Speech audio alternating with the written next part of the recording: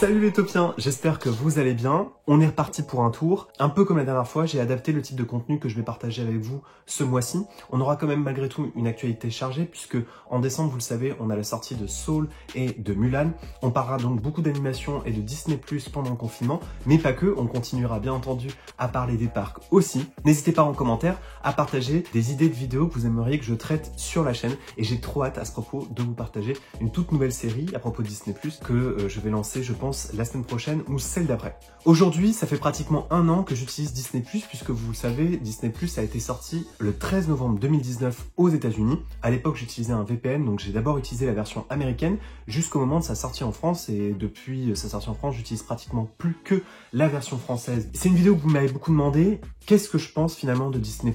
J'ai vraiment hésité à la faire parce qu'il y avait déjà beaucoup de vidéos qui avaient été sorties sur le sujet. Néanmoins, il y a beaucoup de choses qui n'ont pas forcément été dites encore et dont je vais absolument vous parler. Et je pense surtout que depuis un an de sortie, je peux enfin me forger une opinion sur la plateforme. Alors je vous propose de commencer par les points positifs et on terminera par les points négatifs. Le premier point positif de Disney+, c'est son interface. À mon sens, c'est la plus belle interface d'une plateforme de streaming. Peut-être que celle d'Apple, effectivement, est encore plus jolie et sophistiquée, et elle met encore mieux en avant les contenus. Mes couleurs préférées étant le bleu et le rouge, c'est vrai que j'apprécie aussi énormément l'interface de Netflix, mais qui est beaucoup plus chargée et qui laisse moins de place au contenu, mais plutôt à la masse de contenu. Chez Disney, il n'y a pas vraiment une volonté de noyer les gens sous le contenu, donc les vignettes en fait sont un peu plus grandes, et il y a aussi une belle mise en avant des studios de production Disney. Donc en fait, je trouve ça assez immersif.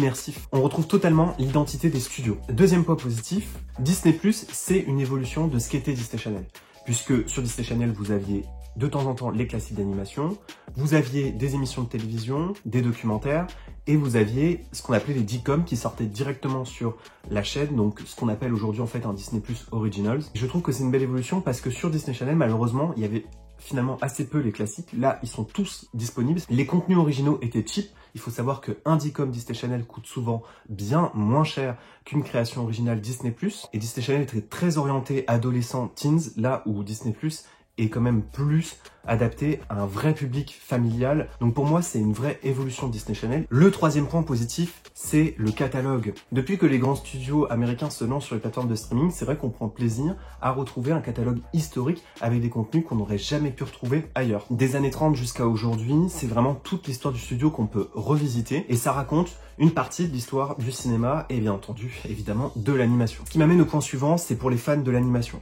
Aujourd'hui, si vous êtes un fan d'animation, difficile de trouver meilleure plateforme que Disney+, pour se plonger évidemment dans les classiques qui ont fait la renommée du studio, mais aussi dans des courts-métrages expérimentaux, dans des contenus originaux, des séries, des émissions de télévision qui avaient jamais été montrées, des films oubliés, le début aussi de la prise de vue réelle mélangée à de l'animation. Et encore une fois, j'en parlais à l'instant, les circuits expérimentaux, c'est aussi à ça que sert Disney+, c'est à expérimenter des nouvelles tendances visuelles, graphiques et scénaristiques. Aujourd'hui, malheureusement, que ce soit Illuminations, que ce soit Warner, que ce soit DreamWorks, tous ces contenus-là sont complètement dispersés un peu partout entre Amazon, Netflix et HBO. C'est vrai que, mine de rien, cette plateforme, ça restera le temple de l'animation. Ils ont même dévoilé il y a quelques temps une collection court-métrage disponible depuis la page d'accueil et la barre de recherche. Ça, pour moi, c'est le point positif majeur de la plateforme. Un autre point, enfin, c'est quand même une plateforme qui continue de draguer toujours et encore le public des fans des parcs Disney, mais aussi de l'animation. Il y a beaucoup de contenus originaux qui tournent autour des coulisses, des secrets, de l'histoire du studio. Il y a une vraie volonté ici de transmettre et de diffuser la passion Disney et la culture Disney. Je pense notamment aux émissions Il était une fois les Imagineers, Pop Culture, toute la série autour de la conception de la Reine des Neiges. Et enfin, dernier point positif, j'apprécie énormément comment sont rangés, entre guillemets, les contenus sur Disney+. Sur toutes les autres plateformes de streaming, on n'aime pas ce qu'on appelle le contenu froid qui ne bouge pas, les catégories qui sont fixes, puisque l'algorithme va toujours essayer de vous reproposer du nouveau contenu. Sur Disney+, c'est pas exactement le même parti pris, ce qui vous permet en fait d'accéder à des sous-catégories où le contenu sera toujours rangé de la même façon. Je pense notamment à la catégorie qui est simplement une bibliothèque où les contenus sont classés par ordre alphabétique, que ce soit dans film ou série. Et puis il y a une autre catégorie qui s'appelle Au fil du temps, qui est aussi très intéressante. C'est le moment de passer au point négatif, et vous verrez que malheureusement, il y en a un petit peu plus que de points positifs. C'est vrai que dans les points positifs, on a parlé de l'interface. Oui, il y a une jolie interface.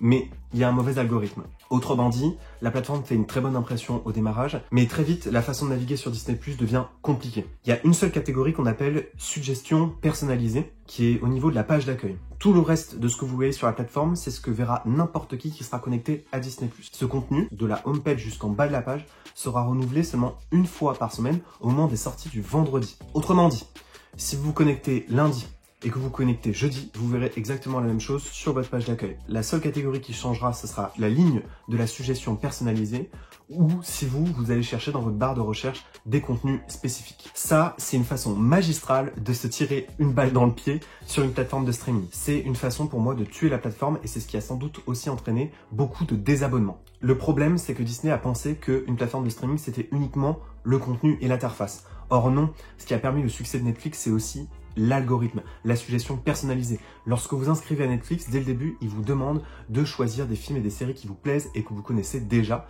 pour affiner dès le début leur suggestion personnalisée. La clé de la réussite de Netflix, elle est là et ça, Disney ne semble pas l'avoir compris. En fait, il y a une impression de statisme. Deuxième point négatif, vous avez été beaucoup à le constater, il y a des difficultés de navigation. Notamment lorsque vous utilisez l'application sur PC. En fait, on en avait déjà parlé sur une autre vidéo, Disney+ utilise une technologie un peu différente que celle de Netflix et donc du coup, il loue des serveurs qui ne leur appartiennent pas encore. Ce qui fait que le temps de chargement est extrêmement long, le temps de recherche aussi est très long et Disney consomme énormément de ce qu'on appelle mémoire vive sur vos PC. Ce qui fait aussi que parfois ça entraîne des coupures lorsque vous le regardez notamment en Wi-Fi sans la fibre. Et ça, pour moi, c'est une erreur de débutant qu'il faudrait quand même assez vite corrigé. Déjà 1 an après le lancement, ça n'a pas du tout été corrigé et au contraire, j'ai l'impression que le rythme de navigation est de plus en plus lent. Et enfin, vous l'avez compris, l'un des principaux points négatifs de cette plateforme, c'est les contenus. Et donc, ça va être tous les points suivants qu'on va aborder.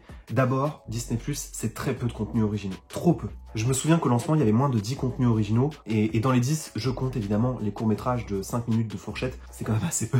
Il y a The Mandalorian, on sait qu'ils préparent toutes les séries Marvel. Il me semble qu'ils ont sorti au moins 5 contenus originaux en film, dont Stargirl ou Togo par exemple. Mais aujourd'hui, tout le monde connaît cette plateforme finalement pour The Mandalorian. Le but, c'est qu'à mon avis, n'importe quelle personne que vous croisez dans la rue puisse vous citer au moins 5 contenus originaux phares, comme il pourrait le faire avec Netflix en citant par exemple Stranger Things, House of Cards, The Crown. Il faudrait que les gens peu aguerris puissent d'un coup d'œil identifier 5 contenus originaux qui sont sûrs de retrouver uniquement à cet endroit. Et en plus, on le sait, avec la chronologie des médias, on n'a pas les derniers films sortis en salle, et donc du coup, les contenus originaux sont beaucoup trop rares par rapport au catalogue historique qui est déjà malheureusement incomplet en France. Le quatrième point négatif, et ça on s'y attendait, c'est le peu de contenu adulte, à part The Mandalorian et sans doute les séries Marvel à venir. En fait, ça s'explique d'une façon assez simple. Ces contenus adultes, où est-ce qu'ils sont ?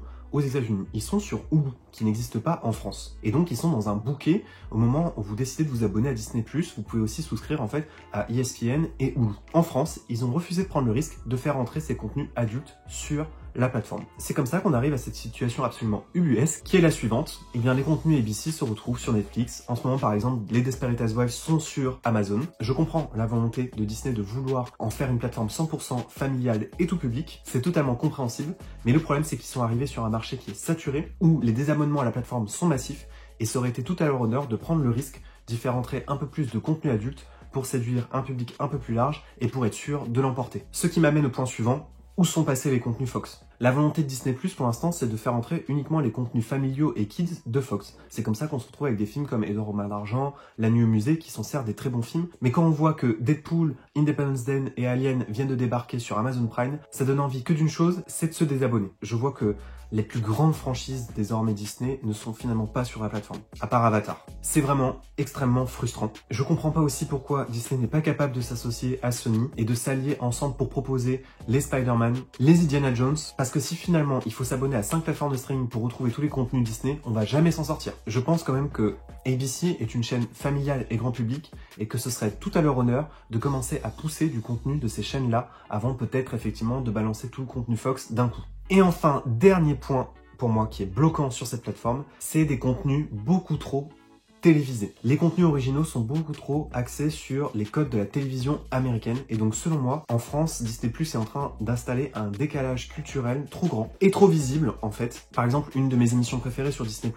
c'est l'équivalent de Une saison au zoo mais dans le parc Animal Kingdom. Mais on voit bien à la façon dont est gérée la narration, la musique et les plans qu'il y a un vrai décalage et que le public français ne pourra pas tout de suite adhérer à ce type de contenu. Là aussi, Netflix se démarque en produisant des contenus originaux avec des boîtes de production européennes et françaises et en adaptant du coup son contenu au public. C'est très important qu'ils commencent à y songer parce que là, je trouve qu'il y a un décalage qui commence à se faire de plus en plus grand entre les publics. Et donc, en conclusion, je dirais que Disney+, c'est très imparfait. Autour de moi, les gens se désabonnent massivement, y compris les fans Disney.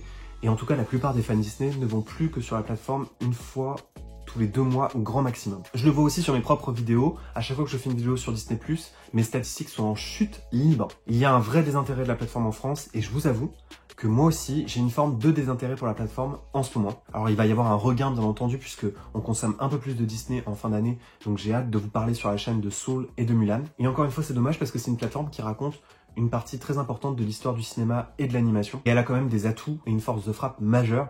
Et donc ce serait dommage de ne pas continuer à en tirer parti. Voilà les taupiens, n'hésitez pas à partager en commentaire votre avis sur la plateforme Disney+. Et d'ici là, n'oubliez pas que vos rêves sont éternels.